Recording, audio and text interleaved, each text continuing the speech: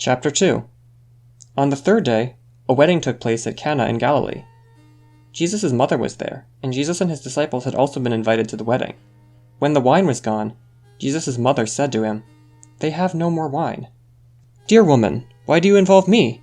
Jesus replied, "My time has not yet come."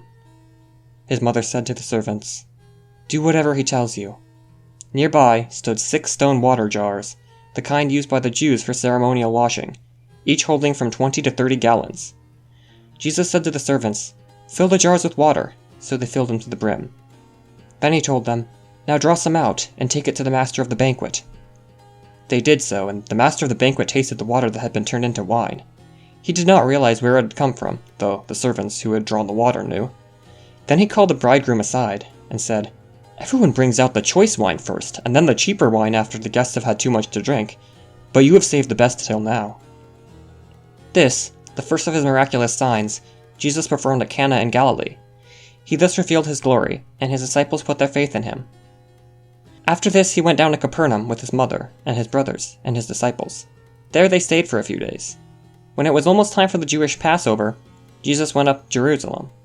In the temple courts, he found men selling cattle, sheep, and doves, and others sitting at tables exchanging money. So he made a whip out of cords, and drove all from the temple area, both sheep and cattle. He scattered the coins of the money changers, and overturned their tables. To those who sold doves he said, "Get these out of here! How dare you turn my father's house into a market?" His disciples remembered that it is written, "Zeal for your house will consume me." Then the Jews demanded of him, "What miraculous sign can you show us to prove your authority to do all this?" Jesus answered them, "Destroy this temple, and I will raise it again in 3 days." The Jews replied, "It has taken 46 years to build this temple, and you are going to raise it in 3 days?" But the temple he had spoken of was his body. After he was raised from the dead, his disciples recalled what he had said. Then they believed the scripture and the words that Jesus had spoken. Now while he was in Jerusalem at the Passover feast, many people saw the miraculous signs he was doing and believed in his name. But Jesus would not entrust himself to them, for he knew all men. He did not need man's testimony about man, for he knew what was in a man.